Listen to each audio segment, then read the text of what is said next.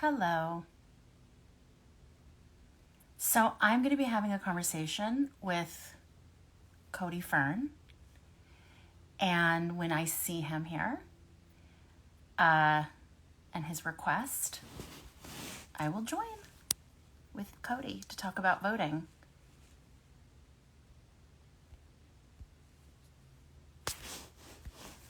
Cody, why is it telling me that you're unable to join? I don't need technical difficulties right now. Oh, wait, here you are. Okay, let's see. Hello, waiting for Cody Fern. Let's see if it works. Sorry, guys, this takes a minute. Hi, everyone.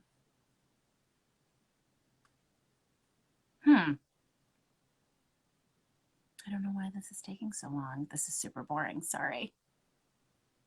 Let's see.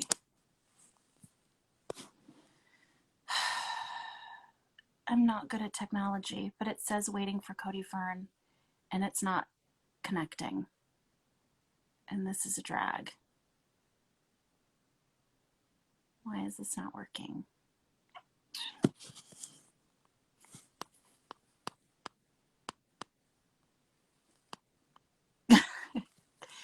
Cody. Oh no, why is it saying that Cody's unable to join me? Let's see if he's going to do it again. Okay, we're going to try again. Okay. I feel like it's something wrong on Cody's end. Oh, there you are. Hi. Hi, how are you? You know, You're stressed out, like I'm stressed out, right? I'm stressed out. Yeah. Why are It's you been stressed out? well, the free world is seemingly falling apart. We've been in quarantine for 7 months. 240,000 people are dead.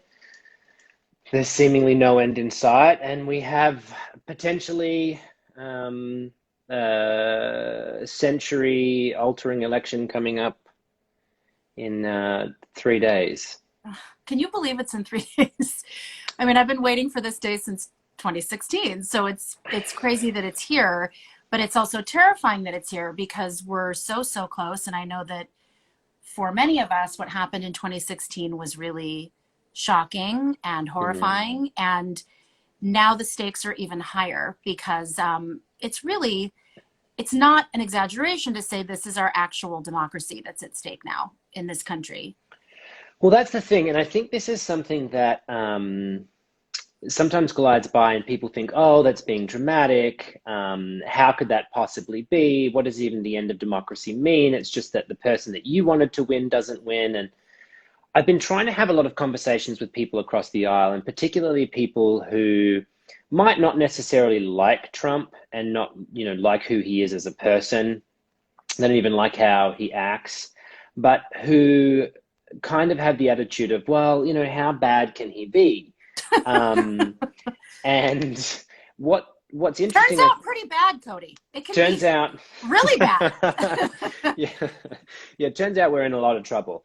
But I think what's been interesting about those conversations and what I've been finding, just even that what does the end of democracy mean, um, is it's not an overnight thing. I think that what people assume is that it transitions from, well, first we had Obama and now we have Trump and democracy hasn't ended. But it's actually a very gradual process where foundations are taken apart. And what we've witnessed, particularly in this last 8 months, is those foundations slowly being chipped away.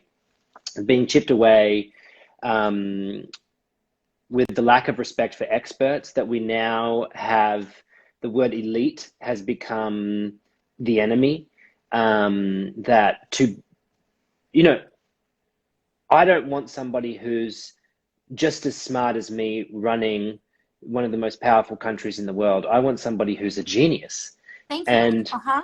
And like a I, policy wonk, like a political nerd who knows all about, stuff that I don't know about. Like, I don't want someone like me running the country. I want someone, I agree, who's maybe a Rhodes Scholar or not went Right, to Rhodes College. Like, right. but a Rhodes, I understand what you're saying. Go on. Or ran a college, of his own into the ground and stole the money of, thousands of poor suckers. Yeah. I think that's one of the main things that's been happening is you see that slowly experts or elites have been leaving or being driven out, being demonized. And so we now have the most incompetent and inconsistent and irresponsible president that we've ever had in the Oval Office. And he's surrounding himself by equally incompetent, equally inconsistent, and equally irresponsible people. And together, they seemingly are driving America into the ground with glee. That's the sickening thing, is there's a Trump up on a podium dancing. I mean, just Oh, yesterday his at his dancing is brutal. I can't even with this man. I mean, it's the hardest thing about it, I think, has been, when somebody says to you, "Oh, well, you're just suffering from Trump derangement syndrome," and you always have to think, when a country slides out of control somewhere else in the world, and people say, "Well, how did they not know about that monster?" You know what I mean? How did they not figure that one out? And it's not. This comes back to the point of it's not an overnight thing. It happens slowly. It happens by so now we don't trust our experts. Not only do we not trust our experts, we don't trust our institutions. Science is no longer a thing. I mean, a scientist said one thing and now they're saying a different thing. And so, well, they must all be liars. And they just hate Trump. Everyone just hates Trump. Yeah. And so, we've got to do away with them. And they all Well, he just want used that as airtime. a talking point in his rally. He was like, Joe Biden's going to listen to the scientists. Like that was a bad thing that he was going to listen to the scientists. So Yeah. it's really and the horrible things he said about Dr. Fauci, who is totally nonpartisan, who's been the head of the NIH for many different administrations, and is somebody who really is our only guide here, Mhm. and he isn't being listened to, and that's really scary. So Well, the he's thing, the leading respiratory illness doctor. Like he's been studying these for his entire life, and the fact that but I think that's also just a fundamental misunderstanding and misrepresentation by this government of what science is. Science is not the absolute answer of what something is. Science is a process of trial and error and discovery and exploration, and you're constantly updating the information that you know.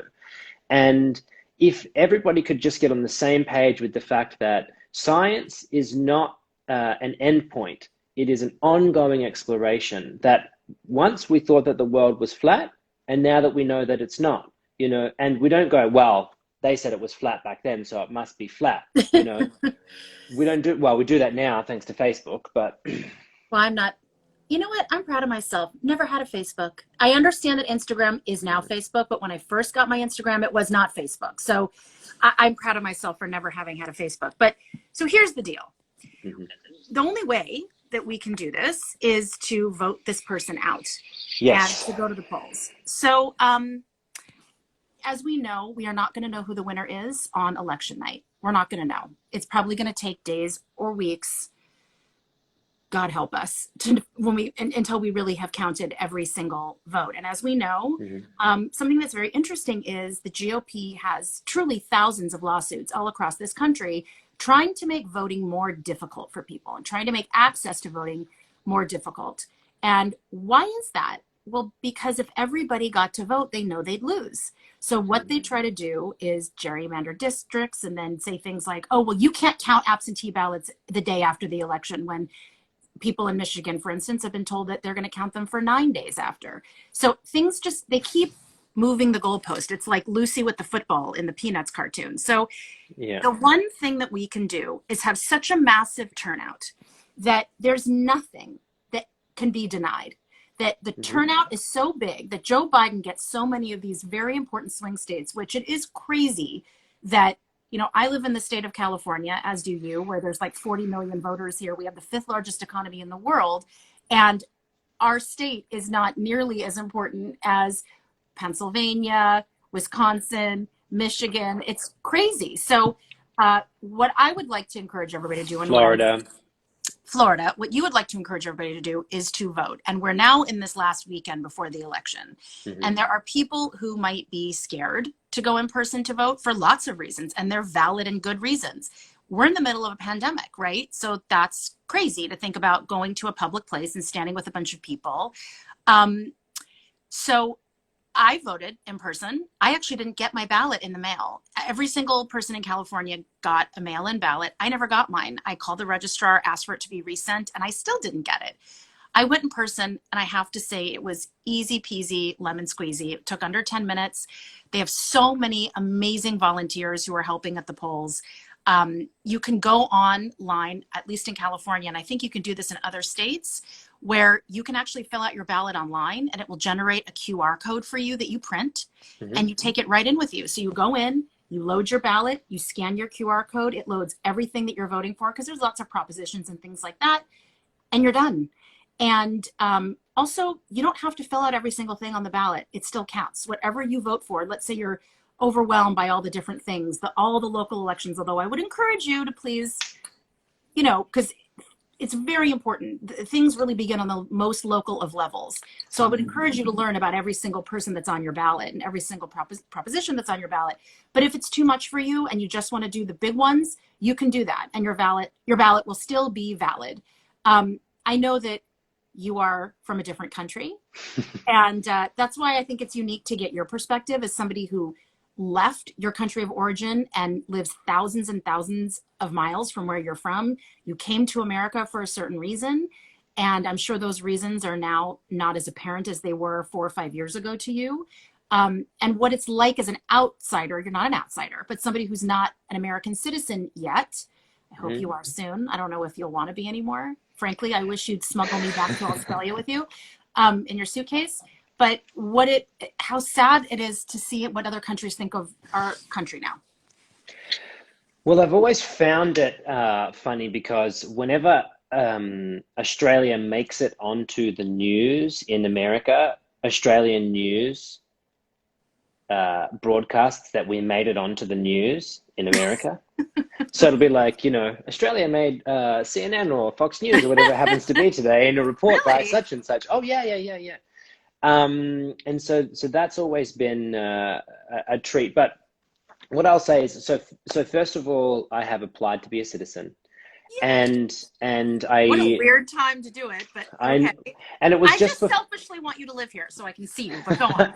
Well, and I think it's important to just say up front that, and the reason that I applied to be a citizen, because there are other avenues, okay? Like you can continue to work on visas, you can go with the green card. But the reason truly that I decided to become a citizen in the United States of America is because I wanted to be able to take a part in the process of a country that has given me so much and that I love so dearly. I fell in love in the States. I have a home here now. I have met so many wonderful friends. I have such a wonderful career. And I just love this country and I love the people of this country, as complicated as it is. I think that one of the things that when I was growing up that America represented was possibility and hope, and that you could be the very best person that you could be. And I think what we've seen, especially over the past 4 years, is a slide into why aim for the top when you can aim for the gutter. If we're all just in the gutter together, then nobody is better than anybody else. And I still believe that nobody is better than anybody else, but we can all be better than this. And the divisiveness and the hatred and the xenophobia and the racism and the misogyny and the homophobia, it's become so intense that I step out to the OC here and somebody's screaming out slurs at myself, and my friends. And it's just,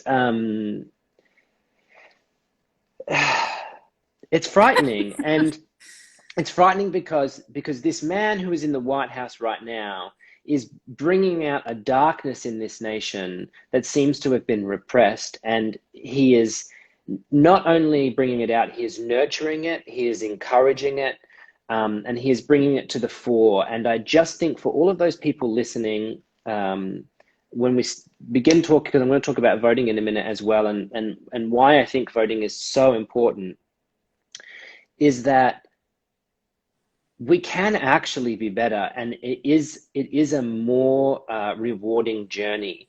It's easy to be horrible. It's really difficult to be kind and to be generous and to be good. And we can be those things. And this man is not the man who is going to get us there. He's so unbelievably disgraceful in how he has flamed just the most disgusting rhetoric in this country and worldwide. And so from an international perspective, I'll say I was just in Australia. I had to fly back to work, you know, on a plane with a N95 mask and a shield, and you know, like. And what happened when you got there? When I got there, I quarantined for 2 weeks. It was a government mandatory quarantine. And they pay for your hotel. They pay for your accommodations. They provide you with food. They provide you with, you put your linens outside of the door, and they'll pick up your linens and your clothes and they'll clean it. And wasn't there someone posted outside of your door on the hallway? That's right. And you also had a phone call every morning from a mental health care professional just to check in and see how you were going. And then once I was out, it was the strangest experience, because it was like being in another world. It was a parallel universe. People were in the streets. People were able to go to restaurants and bars. Kids are in school. That there are clusters of coronavirus that are immediately maintained. That you join up to be, you know, if you go somewhere, they know that you've been there, but they're not tracking your every movement. And then they can say, hey, there was a coronavirus case and we're shutting this thing down. And so it's always funny to me when I hear somebody say something like in the debates or attacking, you know, Joe Biden about socialized medicine and, you know, oh, so there's no such thing as socialized medicine. Healthcare is a human right. It's also not, in this country, what we call pre-existing conditions. In every other country is just called your health history, you know? and, you know, we are not living in a communist state in Australia. It is not slid over to the socialists who are taking all of your money and giving it to somebody else. It's just not how it works. Right. But I pay taxes in America and I pay taxes in Australia. And I pay more taxes, I've paid more taxes in the 5 years that I've been here than Trump has paid in the entire 5 years that I've been here. Seems fair. And that to me is nuts. And so, okay, what's happening on the news and what's happening in the culture right now in Australia around Trump? It's unfortunate because America is no longer seen the same way that it once was. It is now seen to be, and I'm not saying that this is my opinion, but many people see America as the symbol of insanity. That this is what happens when things go so badly off the rails that you elect a man who was a reality TV star to make, you know, a deal with Iran. And it's scary because everybody's, especially mental health, but everybody's livelihood is at stake, because America truly is the crucible of geopolitical relations. And when it's unstable in America, it's unstable in the world. And because of the destabilization, people are afraid. People don't want to come to America. B, Americans are no longer welcome in Australia, which is sad, just because only citizens are allowed. We can't go anywhere. I know, it's insane. Nobody wants us. And people still are, you know, this is the thing. I understand that people have to get on with their lives and whatnot, but all of these trips to Italy and now you're seeing the deaths in Italy going up and the deaths in France and the deaths in, it's like, guys, we don't need to go to Capri for the summer. Like, just put the fucking brakes on, you know? People are dying. I'm not I'm Um, laughing just at, you know, it's not funny, but it's you know, insane, isn't it? It's it's just, insane. it's crazy. Yes. I'm trying to And make sure my arm isn't holding this phone, and I want to, can you hear me still? Is that okay? I I can, yeah. Okay, And good. it's mandatory voting in Australia. You know, So, you and if you don't. I have an idea. Why not, you know, President's Day, which is a day that banks are closed, it's people get off of work. How about make voting day on President? Make it a national holiday. People don't have to worry about running from work to go vote or not having the time. It should be a national holiday. The fact that they do it on a random Tuesday, it's just crazy. And that's why early voting has been so, um, that we've had weeks and weeks to get our votes out. But I want to just bring it back to voting because To voting. the reason that we're doing this is the last weekend, and Tuesday will be your last day, and it might get a little bananas. And what happens, Cody, if you get in line and you're waiting for a very long time? Which, by the way, the fact that our country, that it looks like that when we vote. I mean, I have friends that are Canadian that are like, what is going on? Well, it's because you've got governors in Texas or wherever who make one precinct for hundreds of thousands of people. They make one polling drop box that might be 100 miles away from you. I mean, they do everything they can, the GOP, to make it as difficult as possible. Um, Also, I saw a news story that uh, they were a lawsuit brought by the GOP. They were unable to stop votes that are received postmarked on election day. The GOP wanted to invalidate those if they were received after November 3rd. And the court said, no, we're going to count them because you have up to 9 days. Because P.S., when this was all invented, there was no, like, things moved very slowly then. So you didn't know who, what, like George Washington didn't know he won the presidency for weeks after the election because there was no technology. So Mhm. this is normal to take a little bit, to count every vote, to make sure all of our military votes are counted. Um, my point is that you're going to get in line and it might take a long time. What if you're in line and it goes past when the polls close and it's 8 p.m.? What do, Cody? You stay in line. If you are in Mhm. line before the polls close and the polls close, you do not leave. They must count your vote. So you could unfortunately wait 5 hours until after they've closed. That sucks, and I'm going to be really bummed for you if that's what happens. But don't leave. Stay in line. They have to take your vote. Also, what happens if you are in line and there's some weird stuff going on? Like Trump has told people who support him, go out and observe the polls. Oh my God. What, Ugh. The so, Trump freedom fighters, show up with your AK-47s and correct. So what that someone is intimidating you? What if you feel that someone's trying to affect your vote? Well, you call 1-866-R-VOTE and you report it. That is illegal. 1-866-R-VOTE. Now, as much as you're going to want to wear your Biden Harris t-shirt, you can't wear any paraphernalia that supports a specific politician. You cannot do that. I believe you can wear, don't quote me on this, Google it, and it might be different from state to state or county to county. I believe you can wear your Black Lives Matter shirt, you can wear your Planned Parenthood shirt, you can wear all the things like that. But in terms of a specific political candidate, you cannot wear anything that shows your support of that person.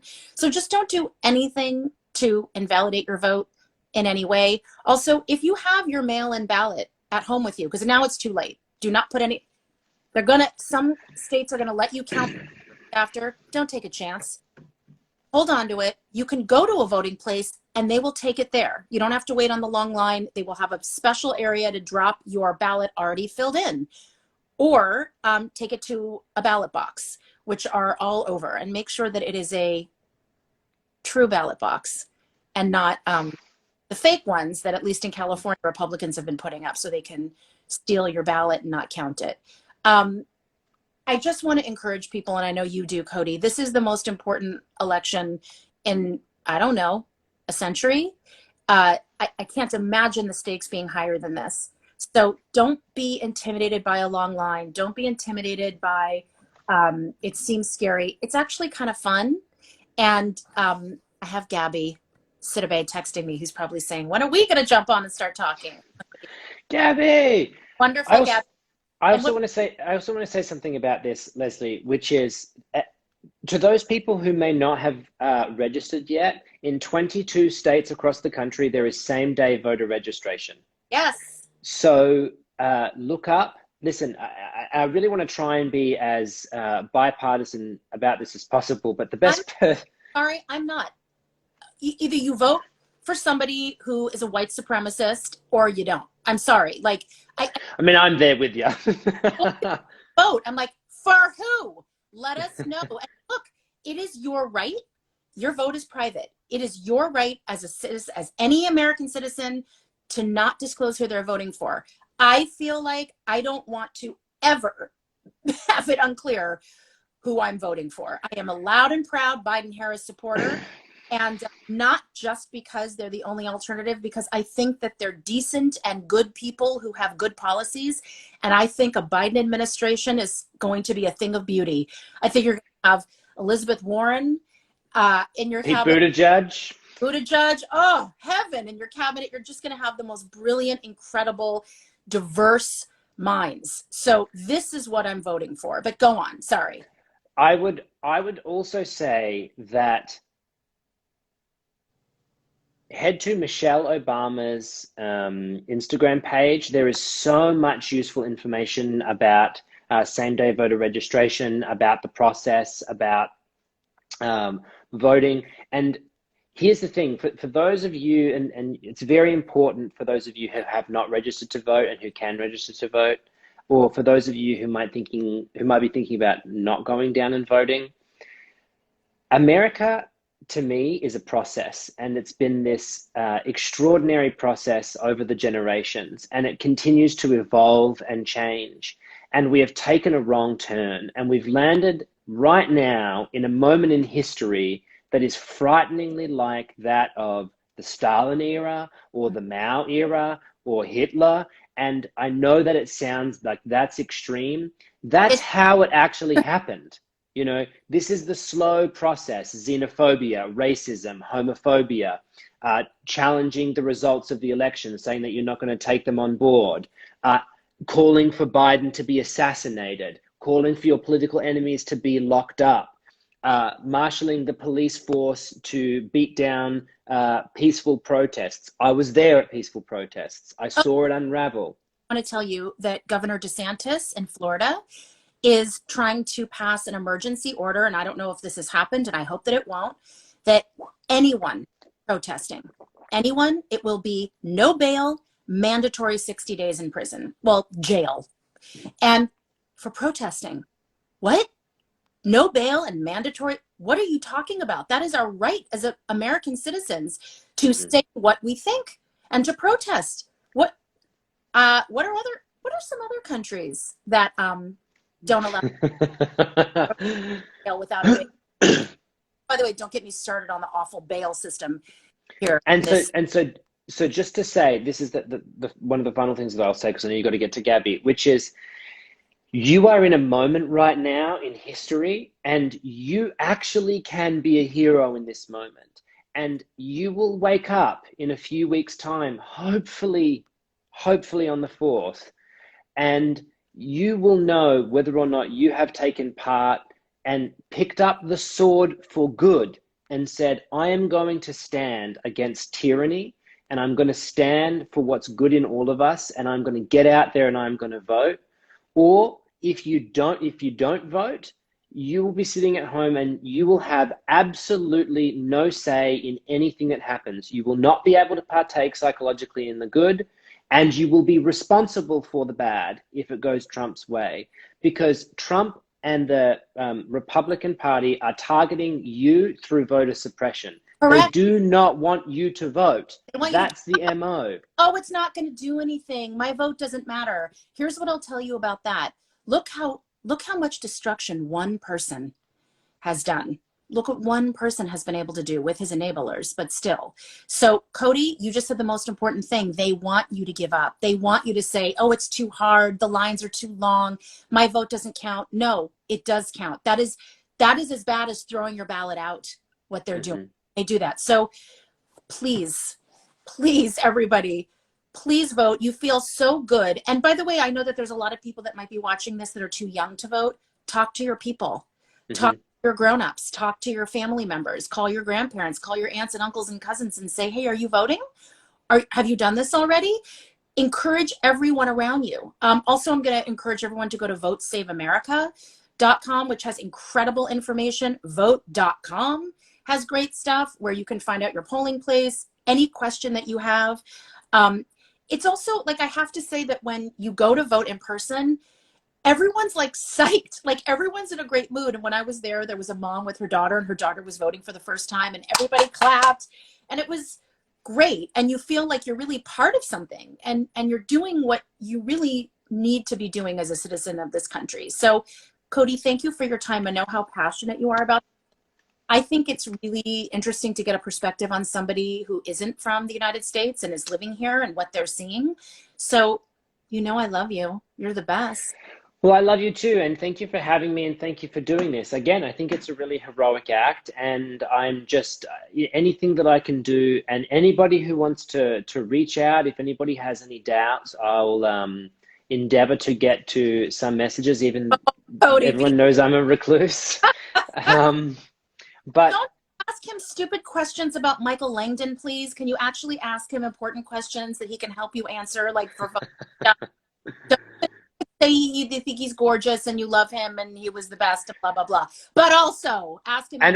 and also, you know, vote Biden Harris, and remember that Trump is never going to be a better Antichrist. Excellent. We had to end it with something from Okay. Horror Story. Just give him a little something. Everybody watching, I'm going to be talking to Gabby. I'm supposed to talk to Angelica. She's flying in today, so I'm just going to try to get her as soon as she gets off the plane. Who knows? There might be a Paulson involved. She's a little busy today, but we're going to try to get her on for 5 I was minutes. going to say, aren't you getting Mildred? Billy Lord, who we were supposed to talk a little earlier. She's, she has a new baby and she's a little busy. So if it's not today, we're going to talk tomorrow about this. Phone bank. Go to Vote Save America and sign up to Phone Bank. It's fun. It's not scary. Even if you're an introvert, do it. Do it, do it, do it. Cody, I love you. You're the best. I love you. We're with you.